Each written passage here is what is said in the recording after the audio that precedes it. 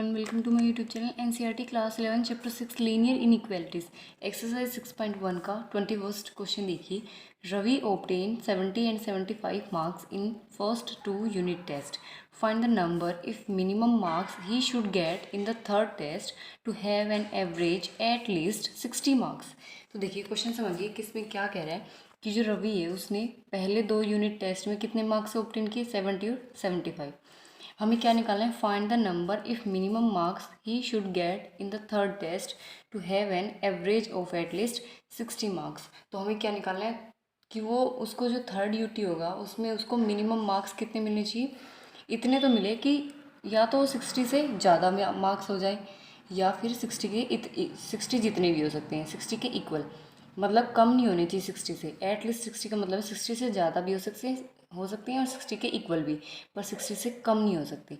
ठीक है, तो देखिए इसमें एवरेज पूछा है तो एवरेज निकालने के लिए क्या करते हैं, जितने भी हमारे पास टेस्ट है, कितने हैं 3 टेस्ट है, तो उन तीनों के नंबर ऐड करेंगे और टोटल कितने टेस्ट है 3, उससे डिवाइड कर देंगे, ऐसे निकलती है एवरेज.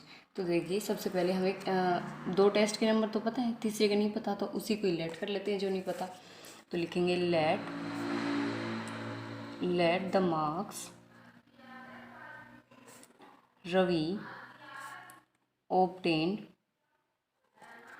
इन थर्ड टेस्ट में कितने ऑब्टेन करेगा x, ये हमने माना है. फिर लिखेंगे marks obtained in first and second unit test. पहले दो में कितने मार्क्स ऑब्टेन किए 70 और 75. ठीक है, अब निकालेंगे average according to question. Average of 3 test, तीनों टेस्ट की एवरेज निकालनी. कैसे निकालेंगे, तीनों के मार्क्स प्लस करेंगे, तीनों के मार्क्स प्लस करें और अपॉन में टोटल कितने टेस्ट थे 3.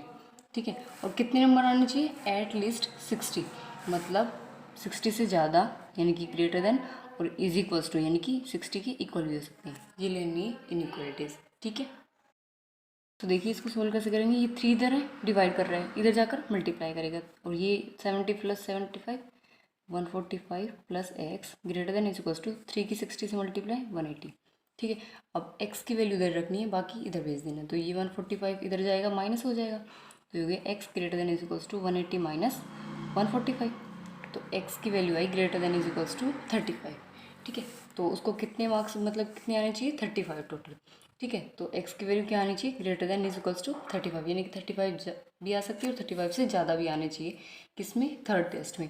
तो यहाँ पे लिखेंगे so Ravi need to score at least 35 marks. ठीक है, एट लीस्ट इसे बोला है क्योंकि greater than is equals to है इसलिए. ठीक है, आगे समझ. देखिए नेक्स्ट है 22 question. To receive grade A in course 1 test obtain an average of 90 marks or more in 5 examination. मतलब क्या बोल रहा है कि अगर हमें ए ग्रेड चाहिए तो उसके लिए कितने मार्क्स आने चाहिए 90 मार्क्स आने चाहिए, किसमें सारे 5 एग्ज़ाम में. ठीक है, 90 या 90 से ज़्यादा. ठीक है, if Sunita's marks in first 4 examination are 87 92 94 and 95. और सुनीता के मार्क्स जो है किसमें 4 जो एग्ज़ाम है उसमें ये आए हैं. ठीक है, find minimum marks that Sunita must obtain in 5th examination to get grade A in the course. तो उसको हमें क्या फाइंड करना है कि सुनीता के 5वें एग्ज़ाम जो होंगे उसमें कम से कम इतने मार्क्स, ज़्यादा से ज़्यादा इतने मार्क्स आने चाहिए कि उसको ए ग्रेड मिल जाए, यानी कि 90 से अबव भी आनी चाहिए. तो देखना पड़ेगा कितने आएंगे, तो फाइंड करना है हमें. ठीक है, कि उसको ए ग्रेड मिल जाए, 5th मार्क्स में ए ग्रेड मिल जाए. ठीक है, एग्ज़ाम में. तो देखिए सबसे पहले जो पूछा है उसी को लेट कर लेते हैं. Let Sunita's 5th exam marks कितने x. ठीक है, अकॉर्डिंग टू क्वेश्चन क्या करेंगे एवरेज निकालेंगे. एवरेज ऑफ 5 एग्जामिनेशन, 5 एग्ज़ाम के क्या निकालने एवरेज.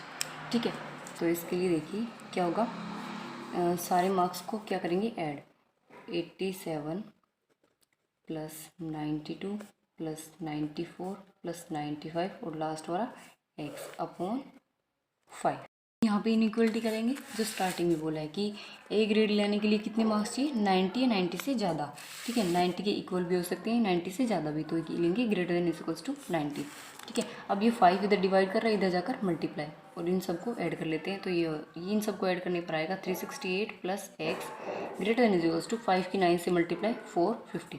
अब ये इधर जाकर माइनस करेगा तो एक्स की वैल्यू आ जाएगी greater than equals to 450 minus 368। तो ये आ गया x greater than equals to 82, मतलब उसको फिफ्थ एग्जाम में कितने मार्क्स आने चाहिए, 82। ठीक है, तो यहाँ से लिख देंगे so Sunita must obtain at least, जब भी ग्रेटर देन इक्वल्स टू हो तो उसके लिए लगाते हैं at least 82 marks in fifth exam. ठीक है, ये हो गया इसका आंसर। देखिए 23rd क्वेश्चन है, find all pairs of consecutive odd positive integers both of which are smaller than 10 such that their sum is more than 11। Question समझिए ध्यान से, क्या बोल रहा है कि find all pairs of consecutive odd positive integer. Consecutive का मतलब होता है लगातार जो नंबर्स होते हैं, पेयर्स में मतलब एक साथ दो नंबर, जैसे कि 1,2 इस तरह से पेयर्स में। ठीक है, और ओड पॉजिटिव इंटीजर, और ओड मतलब ओड होनी चाहिए वो। ठीक है, पॉजिटिव इंटीजर होना चाहिए, both of which are smaller than 10, और दोनों पेयर्स जो मतलब जो भी नंबर होंगे, दोनों नंबर वो 10 से छोटे होने चाहिए, such that their sum is more than 11, और उन दोनों नंबर्स का जो सम करेंगे उसका क्या आना चाहिए, 11 से ज़्यादा आना चाहिए। उनका सम 11 से ज़्यादा आना चाहिए दो नंबर्स का, और दोनों नंबर 10 से छोटे होने चाहिए। ठीक है, तो पेयर्स लेने होते हैं। तो सबसे पहले देखिए ओड नंबर कौन कौन से होते हैं, 1, 3, 5, 7, 9 इस तरह से होते हैं। तो देखिए अगर पहला अगर x मान लिया तो दूसरे को क्या मानना पड़ेगा, x प्लस 2। इसी तरह से होंगे कॉन्जिक्यूटिव और पॉजिटिव इंटीजर, इसी तरह से होंगे। तो सबसे पहले लेट कर लेते हैं, लेट फर्स्ट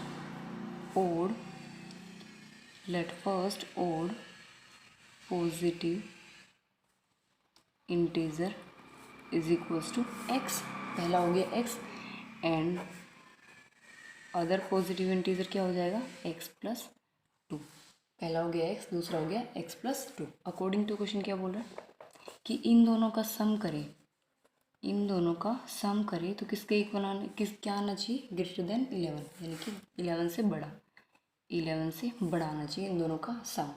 और ये दोनों नंबर जो होने चाहिए क्या होने चाहिए, 10 से छोटे। तो देखिए क्या पेयर्स बनेंगे, तो देखिए ये हो गया x प्लस, ये हो गया x plus 2 greater than 11, x plus x 2x plus 2 greater than 11, ये 2 इधर जाकर माइनस होगा तो ये हो गया 2x ग्रेटर देन 11 माइनस 2, तो ये हो गया 2x ग्रेटर देन 9।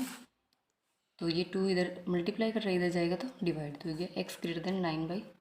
इसको काटेंगे 4.5 आ गया, तो x की वैल्यू ग्रेटर देन होनी चाहिए 4.5। तो यहाँ पे जो ओड नंबर मिलेगा वो क्या मिलेगा, 4.5 से ग्रेटर। तो यहाँ लिखेंगे odd number greater than 4.5 and less than किससे होना चाहिए, बस बोला है क्वेश्चन में, स्मॉलर किससे होना चाहिए, 10 से, लेस देन 10 आर। कौन कौन से हो गए, ओड नंबर जो 4.5 से बड़े हो 10 से छोटे, तो 5 हो गया, 7 हो गया, 9 हो गया, बस इतने होते हैं। सो पेयर्स आर, तो इनके पेयर्स बनाने हैं। पेयर्स क्या क्या हो जाएंगे, पेयर्स क्या क्या हो जाएंगे, 5,7 हो गया, 7,9 हो गया, बस 2 ही पेयर्स बनेंगे। देखिए अगर आप सोच रहे हो कि 5,9 भी बन सकता है, ये दोनों ओड तो हैं लेकिन कॉन्जिक्यूटिव नहीं है। कॉन्जिक्यूटिव मतलब लगातार नहीं है, इसके बीच में एक नंबर और आ रहा है ना, तो हमें सिर्फ लगातार बनाने हैं, 5, 7, 7, 9, तो 2 ही पेयर्स बनेंगे। ठीक है, ये हो गया इसका आंसर।